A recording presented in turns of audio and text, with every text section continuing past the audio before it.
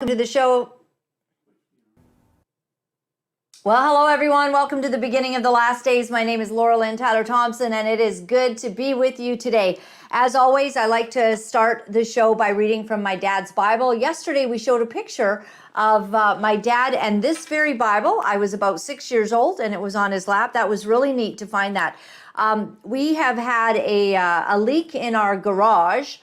And so we've had a little bit of trouble because boxes were all, messed up.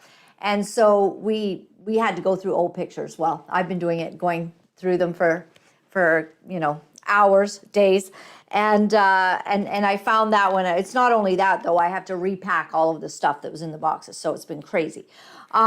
So in the night, early this morning, I was kind of awake pretty early. And so I put on a really good pastor from the United States of America. And he was talking about the end days and very specifically about Daniel's prophetic words.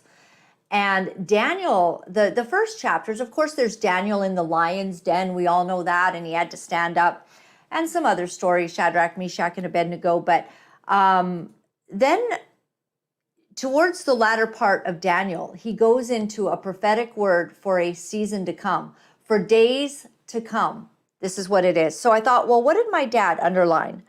And I'm just going to pull out something because there's a whole bunch of stuff that he has underlined. And of course, I miss him. He is gone. Wow.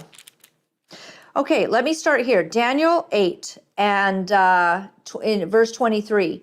And in the latter time of their kingdom, when the transgressors are come to the full, a king of fierce countenance and understanding dark sentences shall stand up. My dad's Bible is real old English. Okay. And his power shall be mighty, but not by his own power. He shall destroy wonderfully. That's a weird way to say that, eh? I think it means like powerfully, because this is talking about the bad guy. And shall prosper and practice and shall destroy the mighty and the holy people. And through his policy also, he shall cause craft to prosper in his hand, and he shall magnify himself in his heart. And by peace shall destroy many. He shall also stand up against the prince of princes, but he shall be broken without hand. So Old English, what does that mean, JT? He's broken. He's going to be broken. I get that. He's going to be broken, and he won't be able to use his hands anymore. Okay, now, right, you don't think it means that. Now, I'm just going to pop over real fast because my dad has underlined a lot. I mean, this guy loved, the Bible, the Word. He studied everything, and I wish I knew it. I didn't know it when he was here. I mean, I'd see him, in his Bible, but I didn't know he was so intensely looking at things that are so important for today. Not broken by human hands. Not broken by human hands, but broken by God's hands. Yes. He shall be broken. Okay, but not by man's hands, by God's hands. Yes. Excellent. So that's a promise for what's coming. Evil is in the world, but this guy's going to get broken. And I just want to read one final verse. So God says to Daniel, Daniel 12:4, but thou, O Daniel, shut up the words and seal the book, even to the time of the end. Many shall run to and fro, and knowledge shall be increased. Isn't that what we're finding? All of this stuff about AI, transhumanism, knowledge, everyone can figure anything out. My new best friend is ChatGPT. I just ask it anything, and it seems to have the answers. I ask it about history. I ask it even about conspiracy theories, and it gives me both sides. So knowledge has increased, but I love the promises in Daniel. You see, in the end, as in, I asked you all to read Ezekiel 38 and 39. I hope you've done it. This is about Armageddon. Armageddon, and I believe that's in Revelations 12, but I'm not certain, but I thought he said Revelations 12 correlates with Ezekiel 38 and 39. Not certain. Might be a later chapter. But when Armageddon hits, no one is saved by man's hand. God shows up. and it talks about he shows up in fire against the enemies. So this is all interesting, isn't it? We're going to talk about some real fascinating things today. So this is going to be a good one. I have an incredible guest. His name is Edward Bartlett. He is the founder of SAVE, S-A-V-E. He received his PhD from Johns Hopkins University, former faculty member at 3 universities, and former federal regulator at the Department of Health and Human Services. Author of over 100 peer-reviewed articles and editorials, and a proud father of 3 and an avid bicyclist. Welcome to the show, Mr. Bartlett. Thank you very much for joining us. We appreciate it. Hi, Laura-Lynn. Great to see you. So speaking of universities, we've got some pretty incredible drama going on in the universities of the United States, and I'd love to sort of see what you have to say about the resignation yesterday of President Claudine Gay from Harvard University. How do you see this playing out? What's your perspective since you've sort of been in that field? Wow, what a question to start off our interview. And of course, that's a great question because she did resign yesterday. Now the former president of Harvard University, the leading university in the United States, she's still a faculty member at Harvard. I was told that her academic qualifications were all of 11, underscore 11 articles, scholarly articles. That's what got her to that post. Of course, many of them were plagued by plagiarism, so there's much to worry about. But you use the word evil. I think we need to start calling a spade a spade. What we are seeing in colleges these days, there is a lot of evil. There's a lot of false claims. There's a lot of false agendas. Some people call it the gender agenda, which is perverting so many key parts, so many values of our society. Let's look where a lot of this is centered around in the United States. We have a law called Title IX, which is designed to end sex discrimination in schools. Well, and of course, that's a good concept.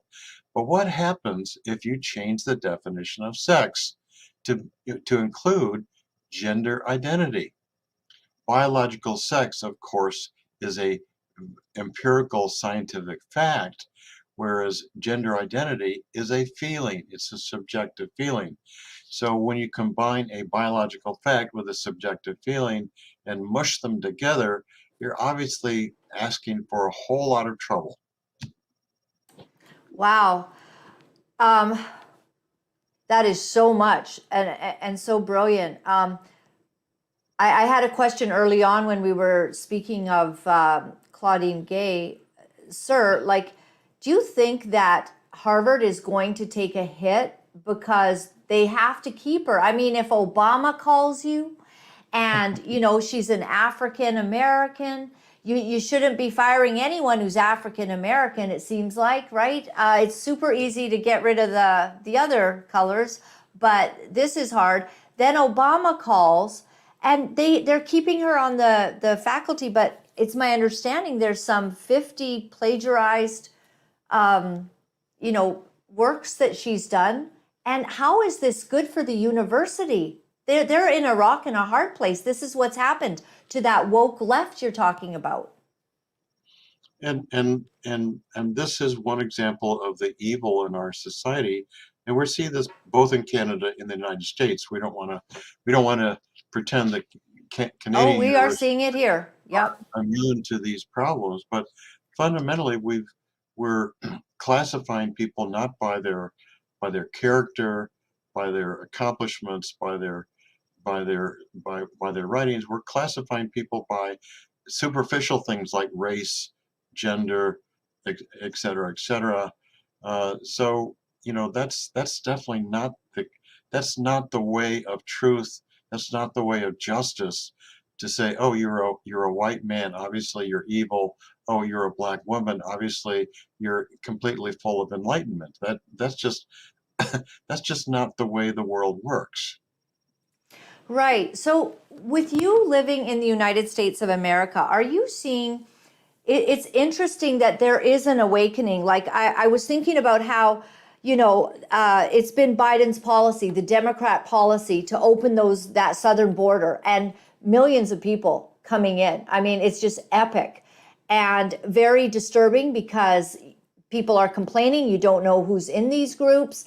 And it seemed to be sort of that Texas problem, like the southern borders problem, until they started pushing, and sending busloads of them up to Martha's Vineyard. That was my personal favorite, but also into New York State and into these other areas. Now, all of these Democrat, what do you call them in the States when they're Front. over?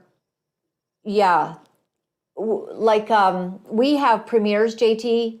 Governors. DeSantis is a governor, right, right. And so all these governors now really complaining because it's now their problem. And I saw a report on New York. It's like they can't take it all in. So you've got that kind of problem happening.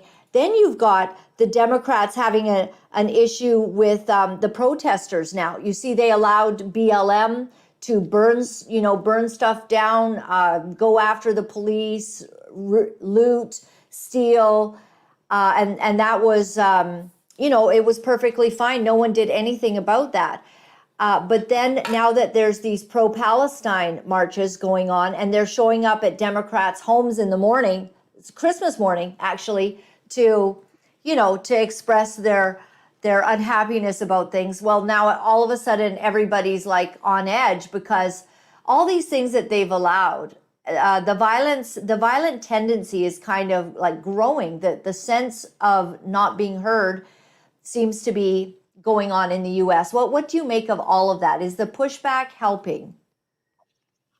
So what we're seeing is a repeat of history. When you go back in time, go back to communist China, go back to the 1960s, it was called the Cultural Revolution. Students took over the colleges, laws were not enforced, the people who subscribed to the old ways, the old beliefs, they were excommunicated. There were what they called sessions where they basically forced people to publicly admit their sins. Guess what? We're seeing all of that happening in the United States and in Canada.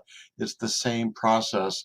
It is the Cultural Revolution, but now it's being brought to North America. So this truly is frightening. But when you're not enforcing basic laws about, not destroying things and and not hurling threats at people, you're asking for trouble. You really are. And when you're teaching students that you can plagiarize and you can become the president, and even if you finally get caught and you get in trouble, you just get to keep your position and be a faculty member and actually remain relatively unscathed. This is Right. destroying the integrity and the character of our nation. Right. And if we can, I'd like to turn to this Title IX issue because that's where we're truly Yes, tell us seeing. about that because in Canada we might not fully understand that, but give us an overview of what's going on. Sure. So again, Title IX is the U.S. law designed to end sex discrimination in schools. Of course, that's a good thing. But now the Biden administration wants to change the definition of sex and to include gender identity. So let's start, piecing out all the many ramifications, all of the ripple effects of that. Well, first of all, we have biological males competing in women's sports. I just read an article yesterday about a boxing match between a biological male and a biological female. Of course, the biological male said he was a transgender woman, but that didn't take away from his physical superiority and his ability to really pummel the female. So we have basically the demise of traditional women's sports.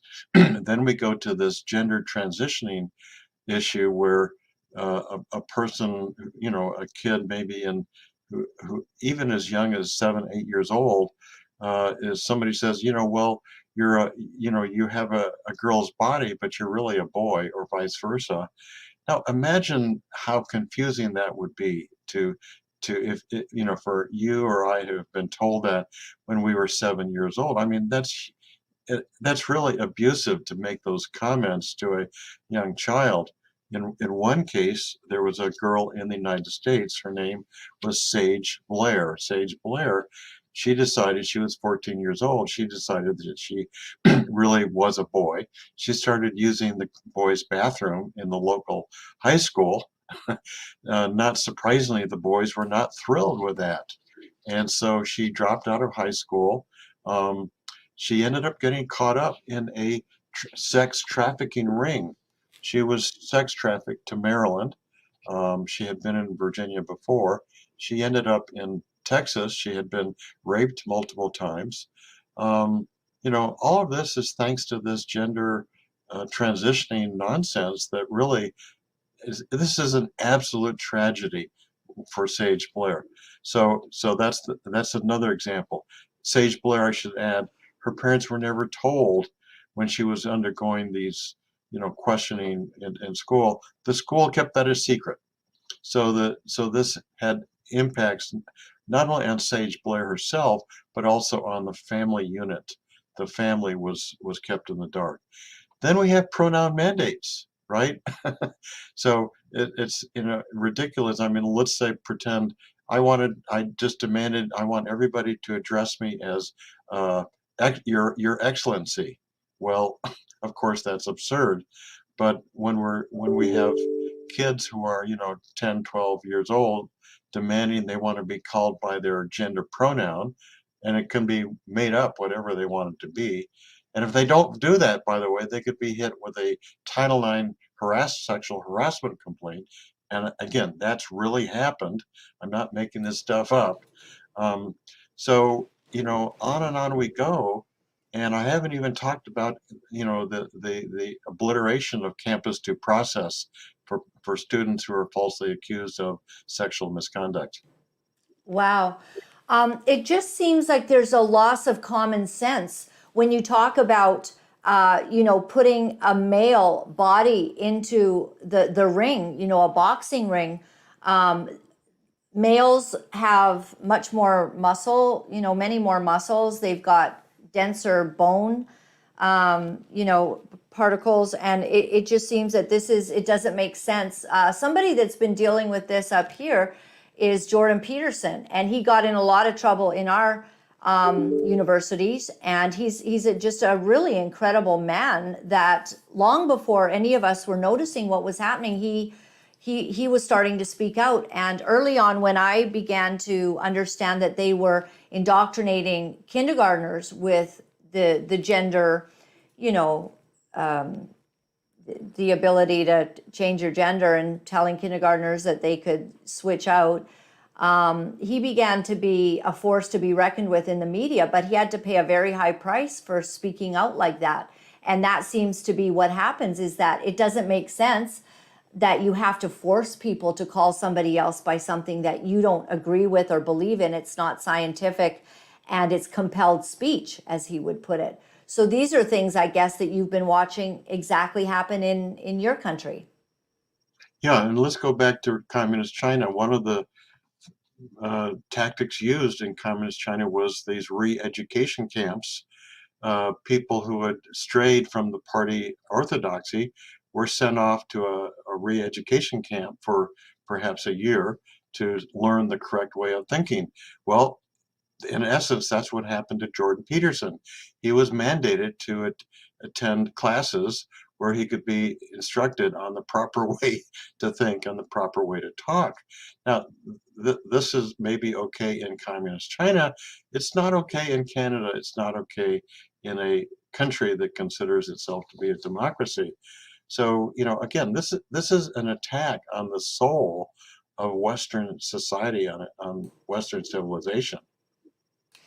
Right. And so are you seeing, is this why you have sort of formed this group SAVE in order to try to address some of these they're very powerful cultural agendas that if you're on the wrong side of it, actually it ends up being very problematic. The courts don't always and most often do not side with common sense in these regards. Yeah, that's so true. And actually on the screen, you're displaying our press releases, which is great because our most recent press release, December the 13th, highlighted a historic $15 million jury verdict against Thomas Jefferson University, which is in Philadelphia. And this all arose from uh, to summarize briefly what happened.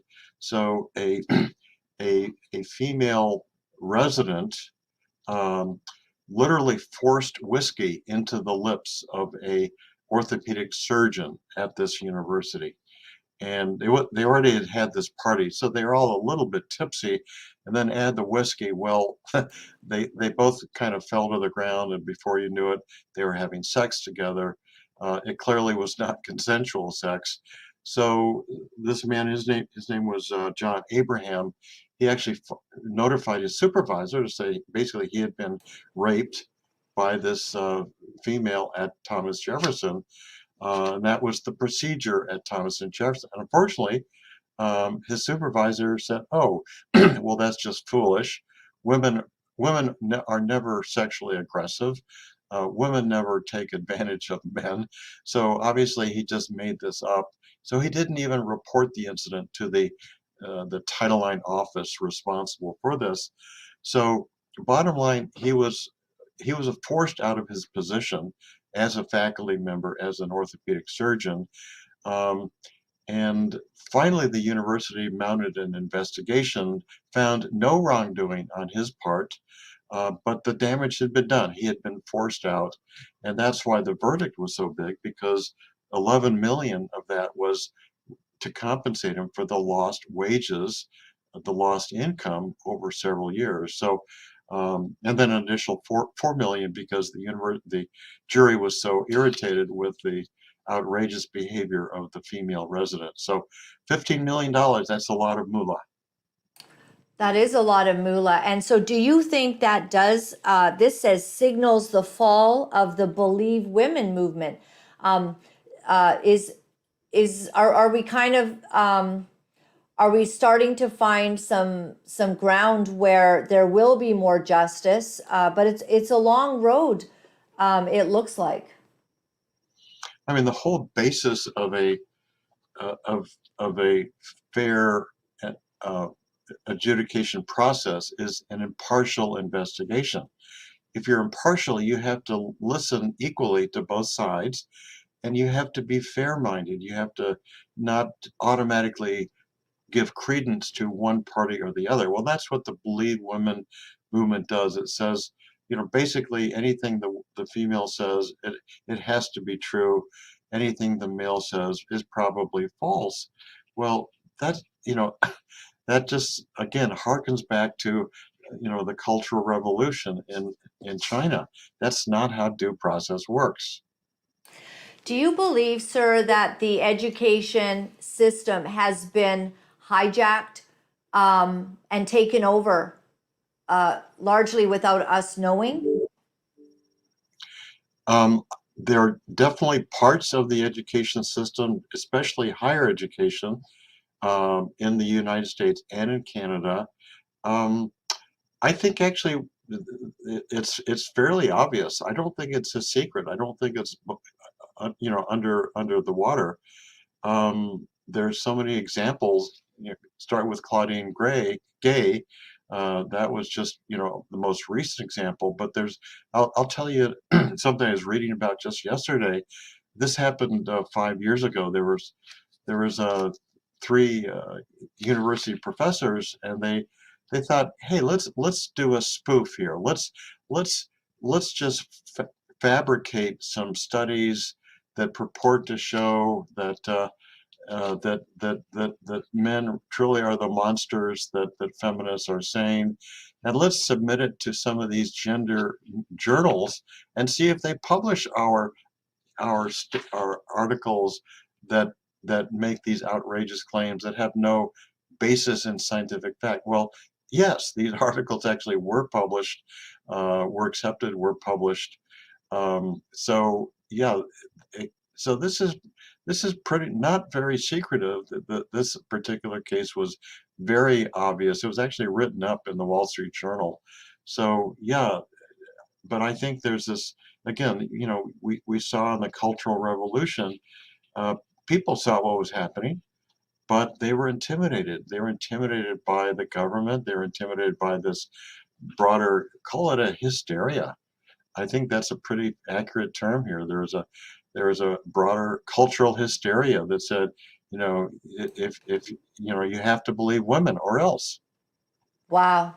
You know, what I appreciate about the United States is that the the political system is kind of ahead of us in Canada. For instance, there is nobody that is an elected member of parliament here in Canada, the Prime Minister certainly, that would speak out against the transgender agenda.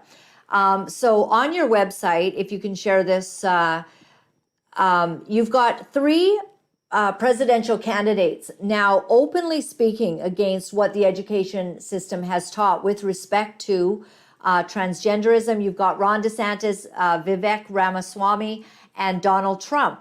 And they're basically all saying, like, Vivek has said, I would shut down the US Department of Education. Do I favor 6-year-olds being educated on sexuality and gender ideology? No, I do not. Donald Trump, we're going to end education coming out of Washington, D.C. We're going to close it up. And Ron DeSantis says we would do education, commerce, energy, and the IRS with the Department of Education. We would reverse all the transgender sports stuff. Women's sports should be protected. And they're coming out in protection of women, which seems completely logical and common sense. And in Canada, we don't seem to be able to have a strong right. It's just not here. It's you couldn't say it because you'd just be attacked and, you know, ridiculed in the papers for this kind of common sense thinking. Well, I love Canada. I love Vancouver, and Toronto's another marvelous, beautiful city. That said, well, free speech is really the basis of all of this. We have to have free speech. People have to have the courage to speak their minds. And again, this cultural intimidation, this cultural hysteria, is so reminiscent of what happened years ago in communist China.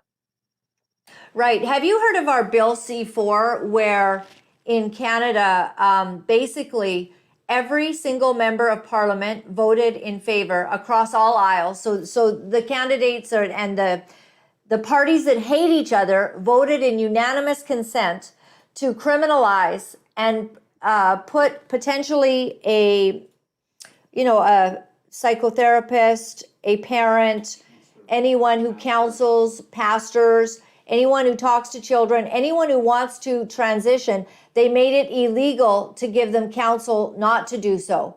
And Bill C4 actually calls for imprisonment, and every single one of our members of parliament voted in favor of this, from the Conservatives all the way to the Liberals and sick NDP members. This is just a shocking thing. Have you heard about that down in the USA? So just tell me, was that specifically counseling about transgender issues? Yes. Is that the focus of the Gay particular? issues, anything where you are not going to support a child's inkling or any of their ideas to transition. If you want to tell them not to do that, then you're in grave danger of losing your license and being fined, was it $200,000? And being imprisoned. Yeah, we haven't quite gone that far. The U.S. is lagging behind Canada on that score, Thank I have God. to say. And there's many states that have passed laws that actually ban gender transitioning of youth, that uphold free speech, that ban biological males in women's sports. So it's, of course, it's not all states, but we are certainly seeing some level of progress. Right. So when you speak, some of the things that you have highlighted on your website and whatnot, you are basically for the common sense protection of men, women, and character, right? Not having laws or the necessity to be hiring people. I think it was Martin Luther King that said, do not judge a person by the color of their skin, but by character. Well, exactly right, and it just reveals and it's not been just in the last 5 years. It's not just under the Biden administration. It goes back, the roots of this go back 15, 20 years, even before I was a faculty member. We saw a lot of this ideology being floated, but now it's it's come to the fore, and people are definitely pushing back and saying, this is absolute insanity, especially parents. I mean, I told the story of Blair Sage, there's other examples of children who've been caught up in this gender hysteria. It just, I mean, they are headed for a lifetime of sadness, because unless this concept of detransitioning, there are some of these people that changed their gender, even underwent surgery. A woman named Chloe Cole is one example, and she underwent a thorough, top to bottom surgery, and then she later regretted it. She was still depressed, right? A lot of these kids are having mental health problems, and so the school counselors are essentially exploiting these kids because they are having the mental health problems, and some of them finally see the light and say, this truly is nonsense. Hmm.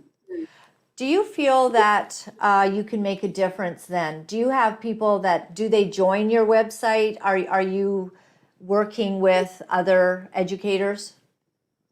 Well, absolutely, yes. We've actually formed a umbrella group called the Title IX Network. I don't know if you want to show it on the screen, but uh, we've actually identified over 200 organizations, local, state level, and even national level organizations around the United States, who are simply standing up and say absolutely no. This idea of changing one's gender, especially of an underage youth, is just sheer insanity. So we have, I think it's 218 organizations are part of our Title IX network. So yeah, so we just have to push back every way we. Where do I find that? The Title Well, IX network. yeah, so if you go to our homepage, saveservices.org, and you'll see, hit that home button, Okay. and you'll see the image of the famous image from the White House, and click on the Learn More of that button. Oh Oops, yeah. don't. Oh, sorry. Nope. Oh, you got some you got some pictures there. There we go. People Click might on, tune in just to see that stuff you're fighting. yeah, Okay, there we go. and so you click on the Learn More button, and you'll see all of the 200 plus organizations I that are did. part of our Title IX Oh, network. We are focused on the United States, so we don't have Canadian members.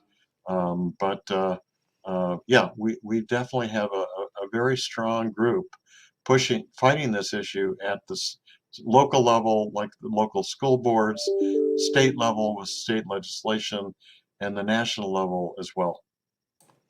so what do you see as the timing when all of this began happening? Because earlier I made a comment that we didn't really know. It's like we have a great awakening now, and maybe in the last couple of years, and people like yourselves probably saw this sooner than others because you were aware and you were watching and you were inside.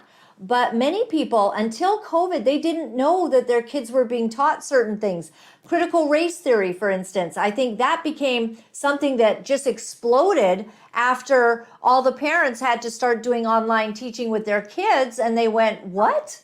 They're trying to destroy America from within. Yeah, there's so many perverse forces. Critical race theory is one of those. The diversity, equity, and inclusion, DEI, although I prefer to say DIE, because it is in a sense a death knell for the spirit and for fairness in the school setting and elsewhere. So yeah, this is a cultural assault. It's all part of Marxist ideology. Do you think that the awakening is now causing, Harvard has lost over $1 billion apparently? Is that how we make them pay attention? Is it's about the money and where we put our money? Well, I guess I think you're probably right. Money certainly has a lot to do with it.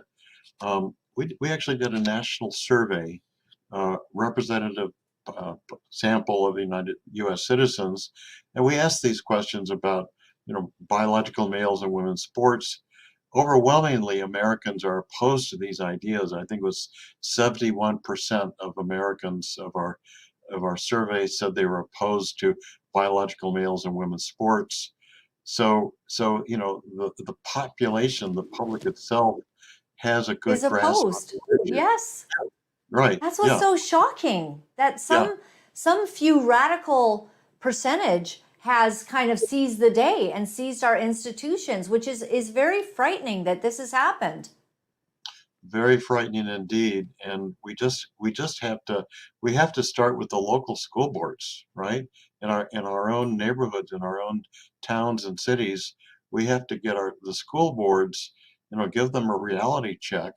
And some, as you probably heard, some parents have literally taken some of these pornographic books off the library shelf, taken it to the school board meeting, and started reading aloud to the school board members. Of course, the school board turned off their microphone because these words were so offensive to say in public, right? So the hypocrisy is exposed in so many ways.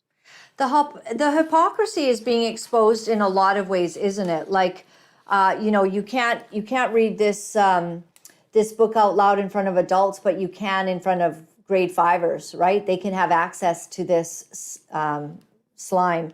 And the other things that are going on is all of these crazy things that happened with like defunding the police and things like that. Like, it didn't make sense. And now, because crime's gone up and because some of these Democrat states are having a huge problem, you're seeing the pushback. And I remember watching, someone had gone out and interviewed some African American folks that were very upset about defunding the police, and yet they were just pushing it like crazy. I mean, it didn't even make sense. It almost seems like your country, America, has gone through this.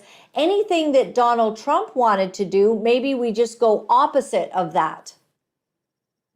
And of course, you have to laugh at the irony. So I believe it was Minneapolis, Minnesota, where one of the leading persons who were pushing for the defunding of the police, she was a female member of the city council. She herself was attacked one day because of the lack of police protection. So, what goes around comes around. And it's both sad and it's funny to see these cases, but I don't want to repeat myself too often, but again, this is a page from the Chinese Cultural Revolution. That's exactly what happened in China, is to stop enforcing the basic laws of the country. Wow. What do you see happening in this next year? 2024 is slated to be a pretty crazy year, right? With your election, potentially an election here, because we do things a bit different. It's, as the wind blows, we have an election here. But people are saying I'm hearing, that there could be like a civil war because these ideologies are clashing, and then potentially Trump just keeps leading. Everything they do to him, his polls keep going up, and the weaponizing of the CIA and FBI, and this latest thing about, what do they call that when it's swatting, the swatting. So they're making calls. Oh, so and so is, in danger, and so the SWAT team shows up because there's some potential murder that's happened or whatever, and it can put people's lives in danger because the SWAT team shows up to a prank call. Yeah, I don't think they have that swatting concept in the U.S. Yeah, let's be honest, we are Yeah, at a it just recently, frightening. actually, I'll tell you, they just had a rash of it this last weekend, and you might not have heard about it, but just over the Christmas holidays, they did a whole bunch of swatting to like Marjorie Taylor Greene, her family, another couple of senators. So but it was on the news, and then just in passing, we caught it. Yeah, so yeah, I mean, we are at a crossroads. We are at a cultural crossroads.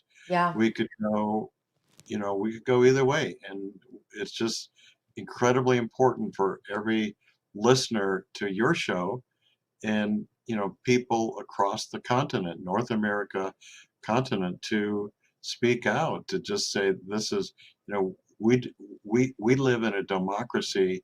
We do not have a government of tyranny. We have a government of representative. Uh, it's a representative democracy, whether you're talking about Canada or the U.S., and we're not going to let go of that.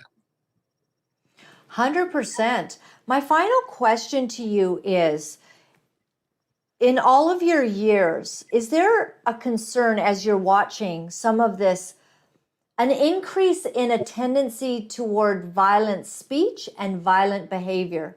Is that a concern that, maybe as you're kind of, winding down for the day, and you look at some of these things happening, are you worried for your country in that regard? Well, I mean, it's been well documented that the homicide rate has went up dramatically, after the police forces were defunded and cut back. There's no doubt about that from the FBI. But another area that I'll mention that we've looked into is domestic violence by women, by females. Okay, and we just actually put out a press release just earlier this week where we documented multiple instances of female perpetrated domestic violence against their children or against their husbands or ex-husbands. There was one case and this was in Minneapolis, Minnesota, where a woman gave her ex-boyfriend antifreeze because he had just come into a big inheritance. Well, of course, and the antifreeze killed him. Well, she was caught, but the bottom line is, yeah, we're seeing more of these just crazy incidents that bespeak this breakdown of basic morality, of basic respect for human life. Yeah, it is really alarming. It concerns me as, someone with children, grown children, nonetheless, that your family is safe, that some of this stuff is leading to just, it's violent speech, and then it becomes violent actions. And some of the anti-Semitism and things like this have been concerning to watch what has taken place in even just the last, couple of months. So it is really concerning, and we're also seeing this at the United Nations, and as you know, October 7th was this incursion, the invasion by the Hamas terrorists into Israel, the killing of over 1,200 people and mass rapes. Okay, and we're not talking about stair rape. We're talking about real horrible, brutal rapes. But the United Nations kept silent about the rapes. Why? Because under Marxist ideology, Israel has been classified as the colonizers. And if you're a colonizer, obviously you're not entitled to any sympathy or concern, even about something as gruesome as rapes. So again, we're seeing this Marxist ideology playing out at the international level, and we see how viciously bad it is and unfair it is. And that is what you've highlighted is so disturbing that certain people, I guess, are entitled to sympathy. Like there's been a lot of concern over what Israel has felt they've needed to do to protect their women and children and men. And those rapes, surprisingly, I was watching a video, it was the rapes of men and women. And so these, people want to be upset about sort of what Israel feels they need to do to protect themselves. And yet this attack, I don't think we've ever seen or heard of anything like it, not in my lifetime, not like this sexual brutality. This is new and hideous and demonic. And yet you're right, silence on this, and it's appalling. Yeah, and it was. I mean, and UN Women is the prime culprit in this issue. They were just totally silent on this. And you may have heard that and this is just in the news in the last week, one of their UN Women's lead staffers, I believe her name is Sarah Douglas, was actually sending out tweets supportive of the Palestinians. And well, she may get a hand slap or a wrist slap, I don't know. But again, we're seeing this pervasive ideology that just does not recognize the basic inhumanity of what happened to these persons in Israel. Yeah, it's very shocking. Women are the new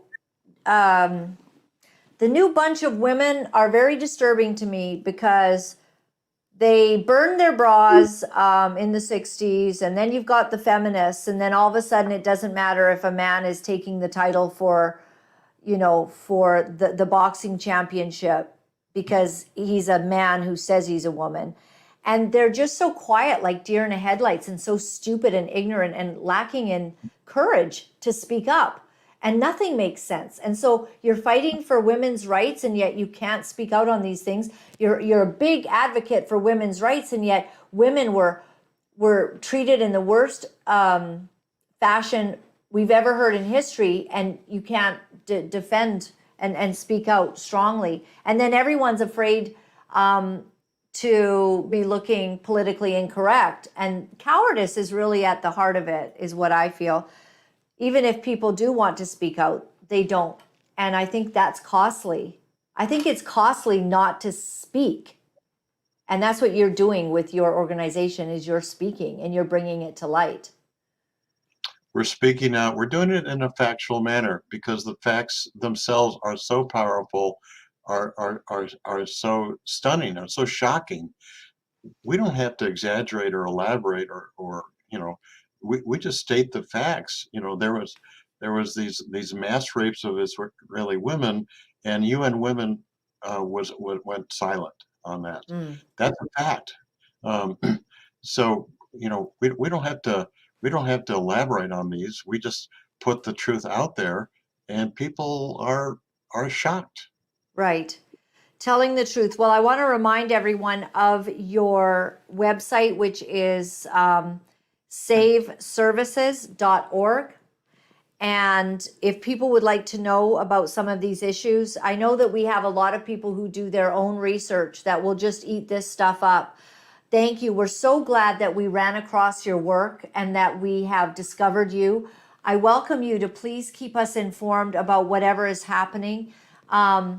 I do laugh. I was thinking just the other day, because I've always been a churchgoer, but actually on our show, we, per day, we're speaking to about 3 large church sizes just in one day. And then over the next few days, it kind of triples that, right? So we've got a large amount of people who are activated, who want to know what the truth is and who are courageous. That is our people group that we are proud to say watch this show. They're activists in many ways. They'll write letters. They'll do things that are important. And so we just thank you very, very much. Please keep us posted on, the latest that's going on if you think something needs highlighting. And we love it. We really appreciate it. And we really honor courage here. So thank you, sir. Thank you. It's been a pleasure chatting with you, Laura-Lynn. Thank you. Take care. We'll talk to you again. Very nice. So I'm a little befuddled by all of it. I know I was making notes. The United States of America is in a bit of a quandary right now because the whole Biden regime is just caving in. I mean, apparently Obama can't save an African American president of Harvard. He does not have the power to, and I guess he tried. And it's good. It's good he doesn't have that power. But what is going on behind the scenes? Why are they holding up this President Biden? I saw him in a clip yesterday speaking just over the last few days somewhere. And he is really struggling in a manner that it doesn't make you feel safe. Like when we've got all of these wars and rumors of wars going on, any country has to present itself as very strong with someone at the helm that's going to take care of business. I mean, who is going to take care of business? Is it going to be Biden or the cackling vice president, right? Who just finds everything funny that's not funny? I mean, you just look at her like, I don't feel safe with these people in charge. And let's face it, in Canada, if we got attacked or overtaken, let's say that China wanted to take us over. I mean, who would protect us? It would be the United States of America, everyone. So we want them to have a strong military, but the strong military, so they don't have people signing up anymore because of all their woke agendas, because they're, it's all about the pronouns and making sure that you're politically correct in that regard, right? And then you've got the people on the lower border, right? Yes, JT?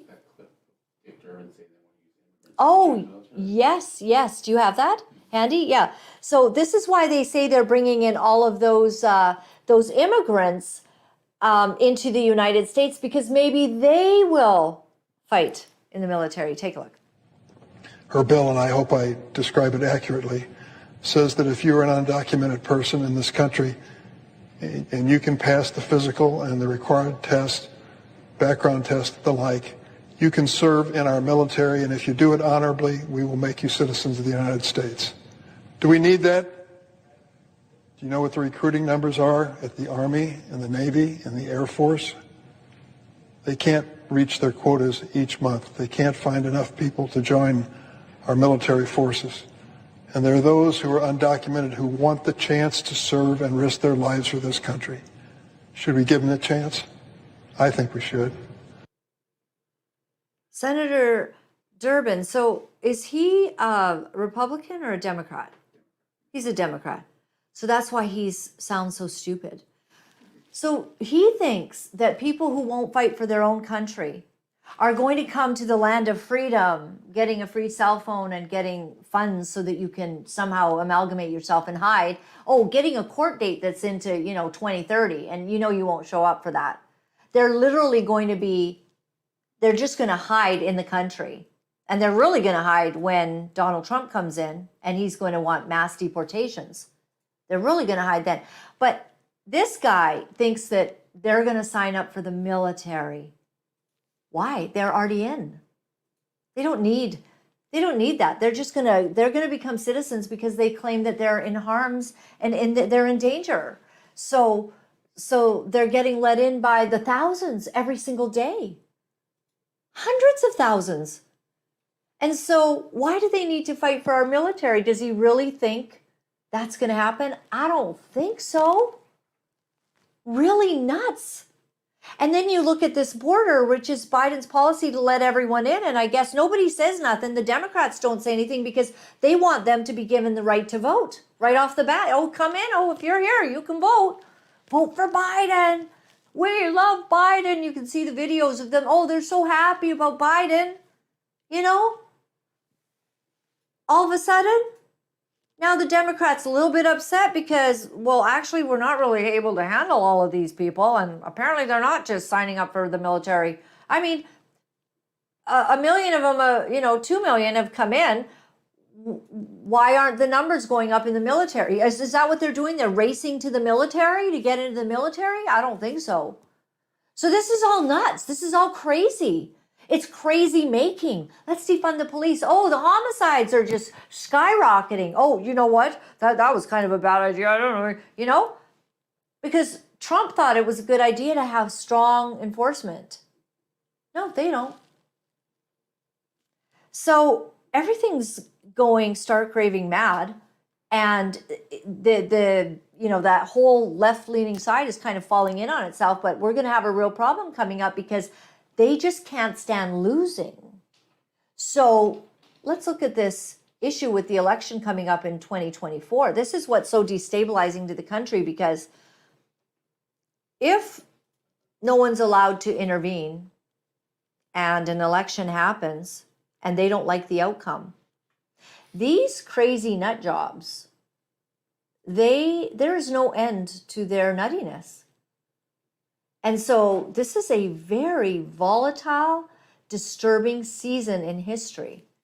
And conservatives, like JT was just saying, I mean, conservative parents are not running around telling their kids to sign up for military and to fight for their country. To what? To potentially go to the Ukraine to die for this godforsaken war that's going on right now? No.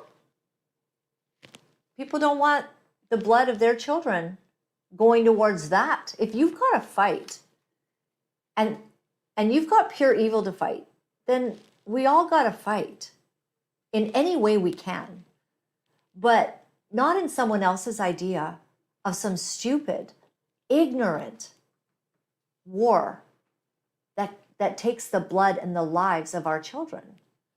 It's really pathetic. Let's go to that video you have. Ukrainian ambassador here is talking about trying to find a settlement in the early stages of the Russian invasion of Ukraine.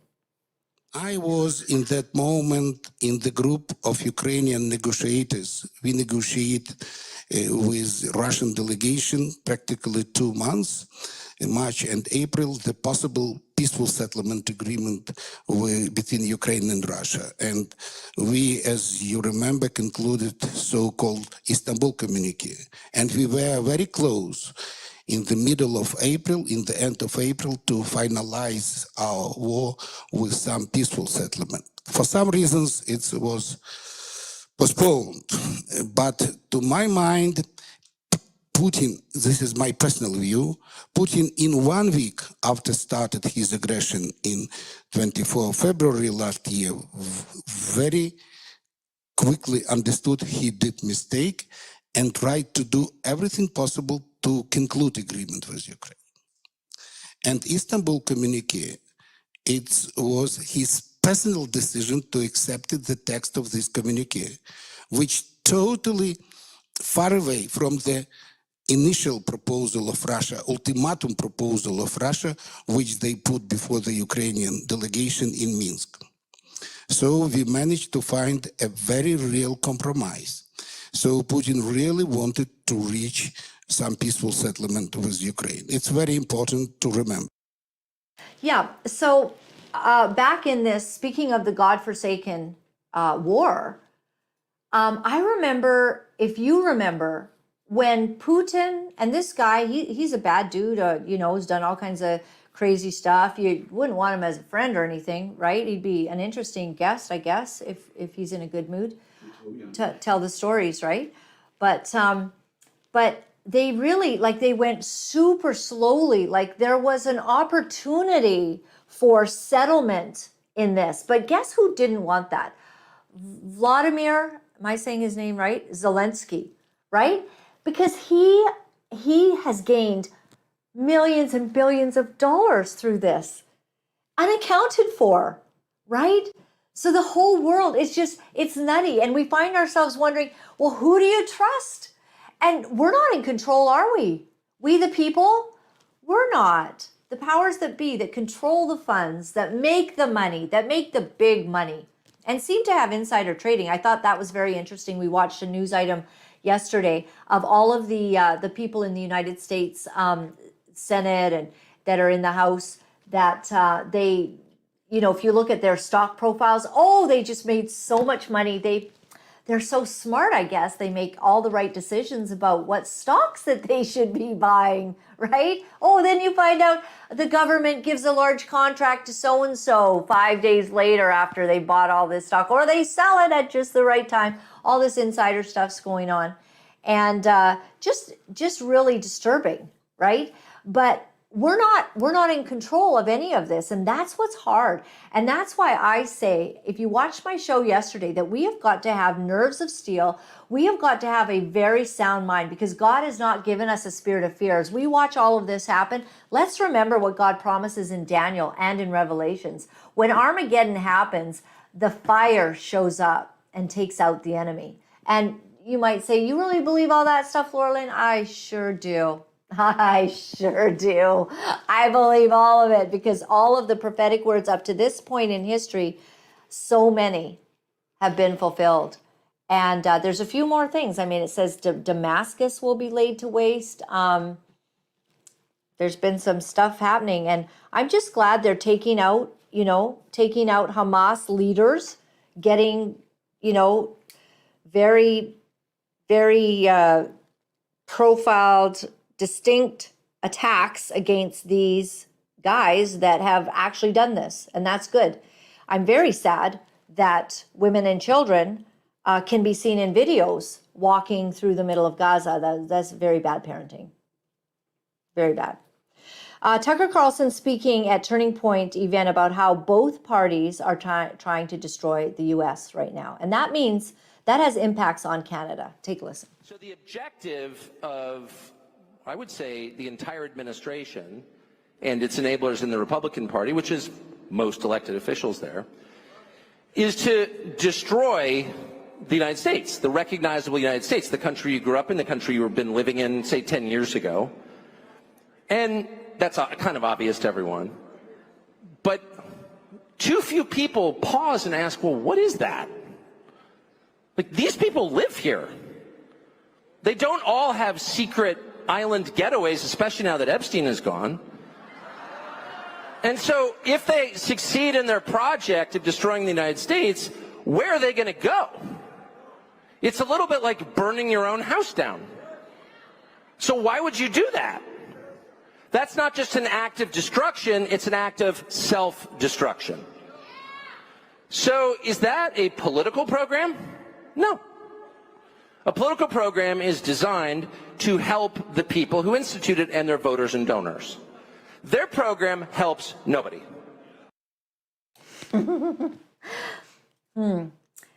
We talked yesterday, I said that JT had found this site. Like, if people are destroying the United States, and there are those in the Club of Rome that talk openly about depopulation, we played their clips ad nauseum.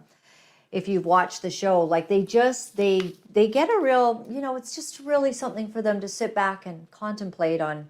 Mark Friesen was always really good at bringing this stuff up, about how they just feel there's too many of you. There's definitely too many of me, I'm pretty sure they think, And they want to bring the world's population down from, 7-8 billion, down to, well, they'd love 500,000. 500 million, yeah, 500,000. No, that would be too little. 500 million, they'd love that, but 1 billion, okay. I guess they want to keep some of the smartest, because they would hate to see, all of the technology and everything that we've gained over the last, decades to be gone all of a sudden. But they definitely want to take out the large majority of us. And like, what if that is the really smart people, right? What if they take out all those engineers and those, science-based people who help us to have the internet and keep everything running? Are they just going to keep the 1 million that are really good? Well, and what's going to happen to them? Where are they going? Well, take a look at this Swiss company. It's called, is it Opidum?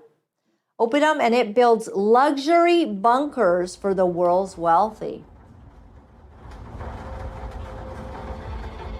We can never predict or control what will happen in the world. But our first, most powerful instinct is always the same: to protect the ones we love.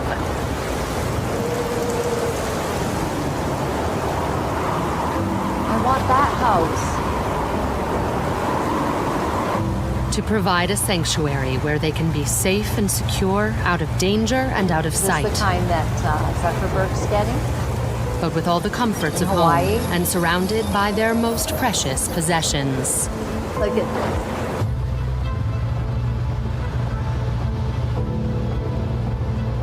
Oppidum creates underground living spaces that are highly secure and completely discreet, yet beautifully appointed and entirely So bespoke. beautiful. With everything you need to relax wanna and decorate unwind that? and keep Maybe a your servant. mind and body in peak condition. Is that a pool? That was We a pool. work with you wherever you Wouldn't are even in the know that world it's to Armageddon. enhance and protect Right? your residence. Whatever is happening in the world outside, you can rest easy and live fully in times of tranquility men? and in times of unrest.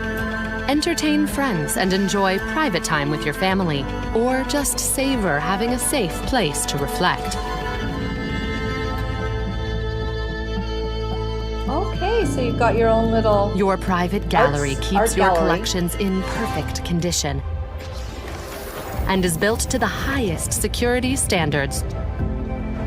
The hidden technology that sustains your life underground is as carefully getting one. considered, meticulously engineered, and pretty beautifully concerned, crafted so as every other Who aspect wants of to your go in? oppidum. Your oppidum has 2 independent air filtration systems. Look at this. 2 backup power generators provide constant, off-the-grid power in case of a See, blackout. this is why they don't care. All systems operate completely they'll be fine. autonomously. Emergency batteries, which are kept fully charged at all times, are capable of powering the property independently. All oppidum systems are carefully integrated into the overall design so that you'll never know it's there. An invisible shield that operates with the same silent dependability as the I just love movement real in a estate. Swiss watch. Let's buy one. Unseen and I want untouched. this. To protect the people we love and the objects we cherish is the It almost most looks like it's powerful outdoors. human instinct. You know? Your grow your oppidum own is the food. only luxurious answer to this that? call. Designed and constructed to withstand ballistic, environmental, and civil threats. This Ballistic, is security environmental, and without civil sacrifice. threats. Comfort without compromise. Comfort without compromise. Just compromising your character, knowing you're involved in brutal things. If you can afford that, you're probably one of the reasons that you need it. Oh my gosh. Okay, so this is why they're not so worried. They're gonna have protection. They're gonna be just fine. Well, this is what we have. We have Psalms 91. We are hidden under the shadow of the Almighty, and God is with us. And that's where I get my smile. And I can keep smiling because I know He is. But if things begin to get a little crazy, we're going to have to keep that more and more in mind, because there is hope. You see, I'm not from here. My home is not earth. My eternal home awaits for me, and I'm good with it. I'm an eternal being, and we have eternal hope, and we have an eternal rest, and an eternal place being built for us. So, call me crazy. Gives me that sense that I'm going to be all right. Tucker Carlson speaking on the existence of UFOs and a possible spiritual connection. This is interesting. I'll tell you this. I've talked to a lot of people about this, not because I've never been interested in UFOs until like 5 years ago. And I was like, wait, this is real. What is this? Why aren't we talking about this? I'm just like coming at it from a totally idiotic, I don't know anything, curious position, which is my normal posture on everything. And so I've talked to a lot of people, and my view is that this is my opinion, that there are things about this that are really disturbing. And while I hate any kind of government secrecy, and if I could prove any of this, I would say it immediately, consequences be damned, I do sort of understand why they don't want to let this stuff out. It's not about, oh, we've got fragments of one of these crafts at a Lockheed, facility in California, and we have biologics from the craft. Everyone knows that that's likely true. Well, it's certainly true that they have the, pieces of this stuff. Yep. But I think it's likely that it's darker than that, and that the U.S. government is, I said the U.S. government, people in the U.S. government, not the U.S. government, but, there are it's the largest human organization in history. Parts of it, have knowledge that is very, very disturbing. And I personally strongly think, that there's a spiritual component to this that I don't understand and will not pretend to understand. But I think it's very clear that there's a spiritual component to this. That's one of the reasons the Vatican, and I'm not Catholic, but has been involved in this for over 100 years, has an observatory, et cetera, et cetera. I mean, it's pretty obvious that these are not men from Mars. And I think that was a psyop, because I think the truth is a little bit wilder and has deeper implications just than that. So the other person that was speaking on this was Alex Jones, was talking about his interview. He did a 2-hour interview, which I do recommend everybody sees, with Tucker Carlson. And the spiritual aspect was really fascinating. The fact that all of this knowledge that we're gaining on what evil is, who evil is, what is being done, what's behind it, is bringing a spiritual awakening to many people's hearts. And, one of the things that Alex Jones has said, and I think this was when he was on somebody else's podcast, that Gary sent me, senior producer Gary sent me that, and one of the things that Alex Jones said was that he couldn't betray the confidence of Tucker, but that Tucker had had a real awakening to something, and something had happened. He'd seen something. Alex Jones was talking about the dreams that he gets, and in his vivid dreams, how he sees things happening, and also just the understanding that all around us, there's angels and demons. There's the world we can see that we're dealing with, and we're trying to see through a glass darkly, as it were. We can't see very well. It's like we're wearing sunglasses, in a room that's dimly lit. And we can't always see what's truly happening. But one day we're going to be able to see it very clear. But think about it like this, like even as I am going about my life and you're going about your life, all around us are angels and demons in a world that is fighting. And Daniel actually, no, I think it was it Paul that was prevented from going somewhere because the prince of Persia did not allow him. So the demonic evil forces did not allow him to go. So it gives us an insight. Or was that Daniel? Sorry, guys. I listen to a lot of podcasts, and so then I should have looked it up before I didn't know I was going to mention it. But what this story outlines is that there's reasons that we get stopped from doing positive things. There's reasons that we are in a battle for our destiny, that the enemy doesn't want you to complete what God has for you in 2024. Because he wants to put fear on you, and there's a battle for your soul and for your destiny. And familiar spirits is what the Bible calls them. So these familiar spirits are very well aware that you have a calling on your life. And so when you feel like, wow, everywhere I go, I'm being stopped here and stopped there, and there's roadblocks to doing what I feel in my heart I should be doing, make sure that perhaps it's a time needed of fasting. Perhaps it's a time of real warfare prayer, because the enemy that you cannot see with your natural eyes is fighting. Now, I know people that, they say that they're actually able to see these things. And I don't. I just know. I know when I feel evil is present. And I try to guard my environment. So one of the things that I do, if you want to know little secrets that I do, because I'm in a big battle every day bringing you this truth. What I do, I like to make sure that I'm playing some good music around me, or I'm playing the Word of God, or I'm playing, a pastor that my demons, the demons that are around me will not, the familiar spirits will not want to be hearing. So, it's like, right? And they squiggle away because I keep my environment very pure, wholesome, and safe. And when you do that, it's a measure of protection. And then also just calling on God and understanding that we do not wrestle against flesh and blood. Flesh and blood, what is that? Well, that's what we can feel, touch, taste, and see and hear. That is not the majority of the battle. The majority of the battle is what we cannot see with our natural eyes. That is the battle. The enemy wants to destroy you in that battle. So how do we fight that? That's the spiritual fight. That is warfare. And quite frankly, it might be just saying simple prayers like, God, please protect me. Something's wrong. Can you show me what I need to do? God, can you show me why there's a roadblock in this regard? Father, can you protect my journey? I don't feel safe. Something's happening. And then cling to the Rock of Ages. Cling to the Prince of Peace. Cling to the tower that is your stronghold at this time so that you get through. Make sure your mind has this. Don't let anxiety and fear. We're not to worry.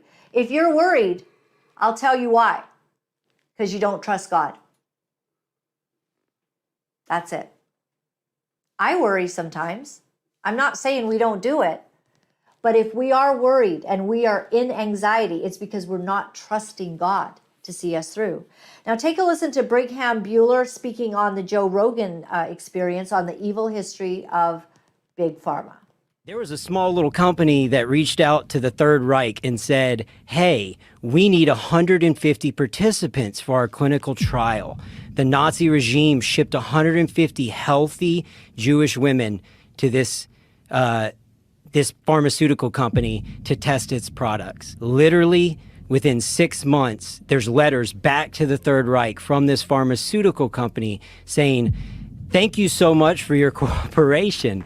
The women arrived in great health and working order. Unfortunately, none of them made it through the initial phases of our trial. They killed 150 women. We kindly request that you send us another 150 women. That little company became Bayer, which is now a mega pharmaceutical company. And I say because it would have changed by now. That was forever ago, right? The world's a different place. We would never allow that today. Jump forward post-World War II. I talked about this on RFK's podcast. Eisenhower's speech, his famous speech about the military-industrial complex. What a lot of people don't realize is there was a second half to that speech where Eisenhower warned the American people about the medical industrial complex. He warned that if we allow private industry to control, monopolize, and profiteer off of health and healthcare, that they will silo innovation, stifle innovation, and capitalize and monetize innovation. I would argue that's 100% what we've seen, and it's continuing. And the reason I want to walk the public through this is because to understand what's going on, you've got to see the history of how it's happened. Now you jump forward to the 80s, okay? Time and time again, when Big Pharma has had an opportunity to choose left or right, over and over again, they have chose profits over patient outcomes. So 1980s, Bayer launches a hemophilia drug. They inadvertently contaminate thousands of specimens with HIV. They know that they've contaminated specimens with HIV, this drug with HIV virus. What do? They have a decision, destroy all of it or ship it to the public anyway. They shipped it into third world countries, Africa and Asian markets, and infected 20,000 people with the HIV virus. What? This is the 80s when it was a death sentence. Look at this from this article. A division of the pharmaceutical company Bayer sold millions of dollars of blood clotting medicine for hemophiliacs, medicine that carried a high risk of transmitting AIDS to Asia and Latin America in the mid-1980s while selling a new, safer product in the West, according to documents obtained by the New York Times. Holy. So jump forward, they infect all these people with HIV. Okay, in the 80s, compounding pharmacies and specialty pharmacies and generic manufacturers attempted to create HIV treatment options that were affordable for third world countries. Because at the time, it was like $14,000 a month for an HIV treatment to keep you alive. Nobody could afford that in those countries. So what happens? Does big pharma, in a market they can't sell, in a market they can't touch, in a market where they inadvertently infected, or I would say almost knowingly infected 20,000 people with HIV, they then lobby with the US government, file and sue the out of all of these companies that were attempting to make cost-effective generics. It caught it up in litigation for 3 years before finally they bent to the will of the American people and the feedback of the public. There was outrage over this. And finally, after 3 years of litigation, Big Pharma said, basically, screw it. Go ahead and give them the HIV, let them make these HIV meds in these countries that aren't buying our product anyway. I just say all this so you know the people we're dealing with. So when we speak of injustice and who we can trust, it's a tough world. It's a cold, dark, dark world. And look what just happened as well in the last 3 years, what we've had to deal with.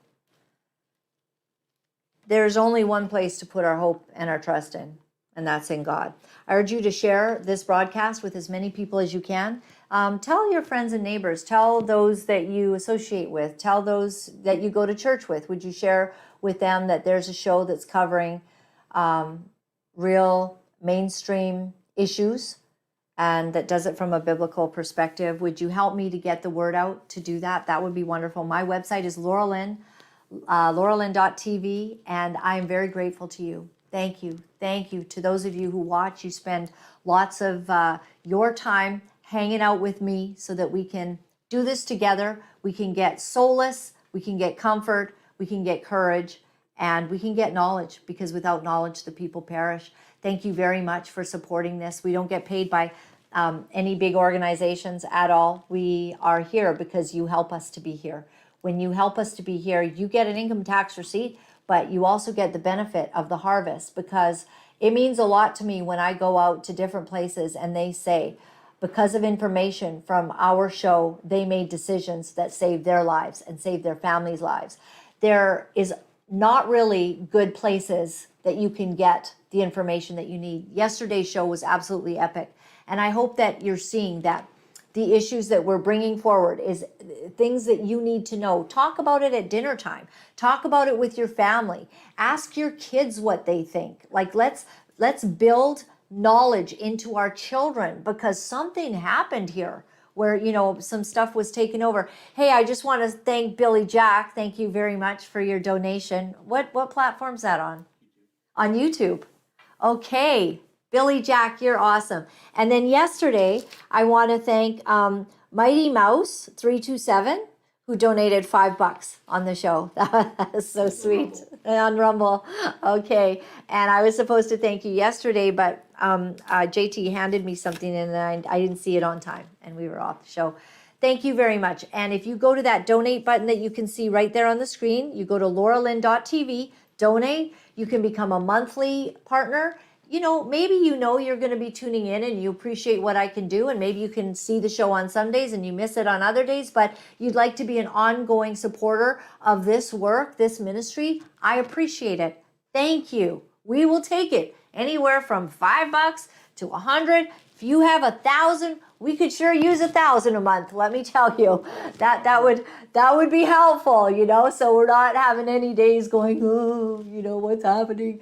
But you know, our story has been told before. Very simply, it's just that we lost our jobs because everything shifted from, you know, broadcast television to internet for JT's job. And so he kind of lost his job first. And then I lost my job because of the woke culture, basically, and I was fighting it.